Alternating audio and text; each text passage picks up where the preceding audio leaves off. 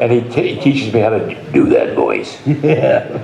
But it was fascinating. They're all right brain guys, and they'd sit there and draw. One guy just did eyes, and Chuck McCann would do whatever he would do. But all of them, they were all artists. Yep, that's true. Now, I was an art major before I got into voiceover, and managed to actually flunk an art class. So when you go to college and you flunk an art class, you're pretty stupid. But when you're an art major and you flunk an art class, you don't want to be an artist. Either that or you're Picasso, and you draw them with the eyes on the side of their head. Yeah.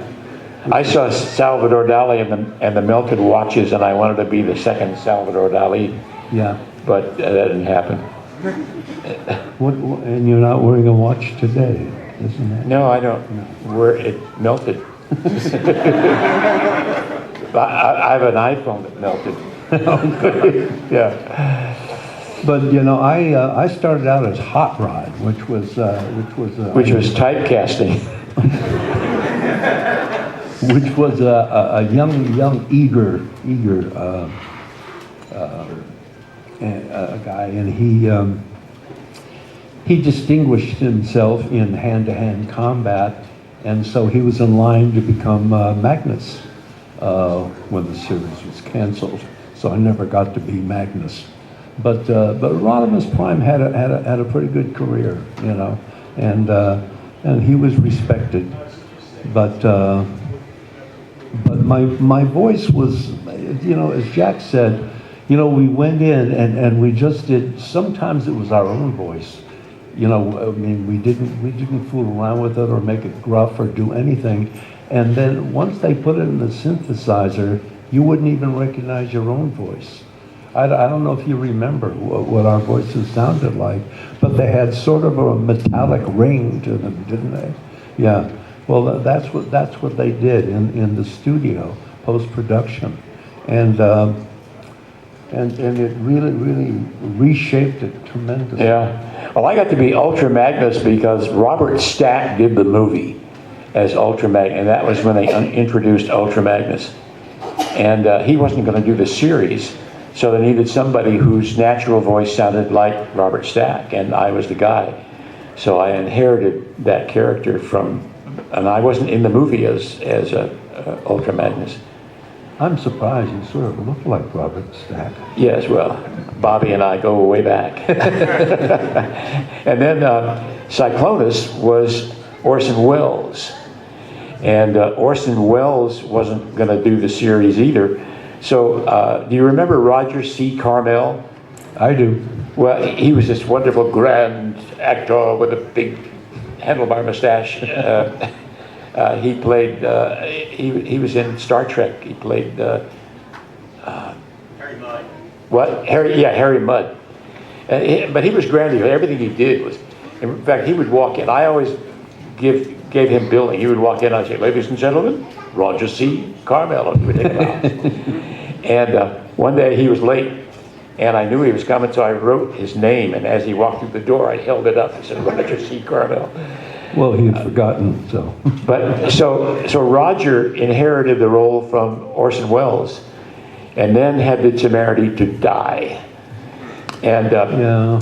So then Wally, well, first, I guess Orson died, and then Roger. And so Wally came to me and said, "I want you to do that part." And he wants to kill me. But it didn't work, Wally. So anyway, so I became Cyclonus then in the series. But a lot of us were asked to do various voices that were just like one-shots, I don't know. I'm getting this. Sometimes I get mixed up between G.I. Joe and this because I did that too, and so did you. Well, I did one character on G.I. Joe. That was easy. Yeah, I was Serpentor. Oh yeah, I was, Snake. Yeah, that's right. Kind of looked like a snake. Yeah, thank you. They used me for the sketches. But sometimes Wally Burr, who was a very tough director, we got to say, The reason he was tough is because he would give us readings to do. And he would say, no, say it like this. I want you to hiss your way through it and go hiss. You know, and we'd say, okay, and we'd try to imitate him. And he'd say, no, no, no. And we'd do it 7, 8, 9, 10 times until we sounded like Wally Burr doing it. Then he'd say, that's good. Well, you know, he got me one day. I couldn't hear what the hell it was he wanted me to do, and he kept saying over and over, do it, no, listen, do it this way. And I wasn't hearing whatever it was he wanted me to do. So finally I just did an exact imitation of him. And he said, well, now you're just doing an imitation of me.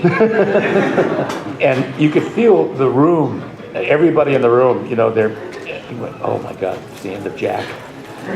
And he thought about it for a minute. He says, well, I guess that's okay. And from that point on, when anybody couldn't get it, they just imitated him, and he would say, oh yeah, okay, that's fine, let's move on. Well, Wally and I had a kind of an interesting personal relationship because we were both Army officers. He, in World War II, he was a tank commander, which figures, you know, Yeah. directing big monster tanks that turned into people. And I was an infantry officer, and I went through Army Ranger School and went to Korea. And then Wally was called back to do tank gunnery and teach tank gunnery at Fort Sill, Texas. But anyway, we had that in common, that we were former Army officers. So there was an interesting synergy for us because we were the only two that I know of that were in those shows that had that in common. So that kind of transcended all the other stuff. All the other stuff. Yeah. Well, I also worked for him when I did Serpentor. And when we did the movie, I was going to be leaving on vacation. And I was going to go to, of all places, the Mideast. This was quite a while ago, as you can tell. It was peaceful then. And he said, well, come on, you're going to do your whole job by yourself. And I had to do the whole thing. Well, when I was Serpentor, I screamed. I was like a bad Shakespearean actor, is what I was. This I command, and I'd always be screaming. Well, I was there 8 hours. Wow. Screaming, and at the end of it, I had no voice. I had no voice for like a week on board the ship. I just, it was all gone. He had just gotten it all out of me, you know. You'd go home after sessions like that and gargle just to see if your neck leaked. It's like swallowing razor blades. Oh my God, yeah. I did, at Disney, we did The Hunchback of Notre Dame, Notre Dame, and there were 2 days of Paris burning, and we all had to just scream like because everything was on fire, and for 2 days. And that was, you know, you could go home and, yeah, hi honey, how are you? Guess what I've been doing today? That's right. But I don't, you know, now there are a lot of the games, the video games, and they put on the audition that this will be vocally stressful. Vocally stressful means it's the end of your career if you do this job. And at my age, you know, when I was younger, I used to laugh at the old guys who'd say, "I don't do that, that'll tear your throat apart." And I said, "Ah, you pussy." So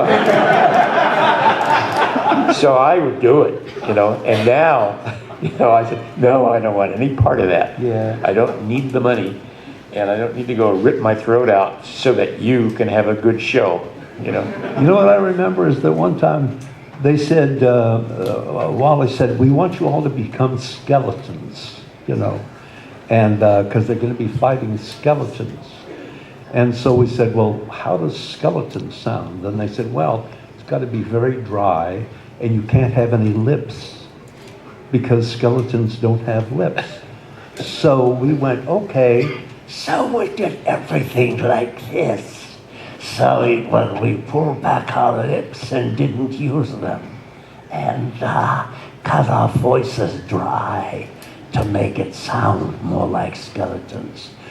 And then one time, they wanted me to play a giant. Well, there were guys with much deeper, bigger voices than me, and I didn't know how to do a giant. So what I decided to do was to make it sound like I had a lot of flesh hanging on my face. So what I did was I spoke like this so that you could hear all of the sounds of the flesh moving as he spoke. And it worked, you know? Did you hear about the skeleton who went into a bar and said, I'll have a beer and a mop?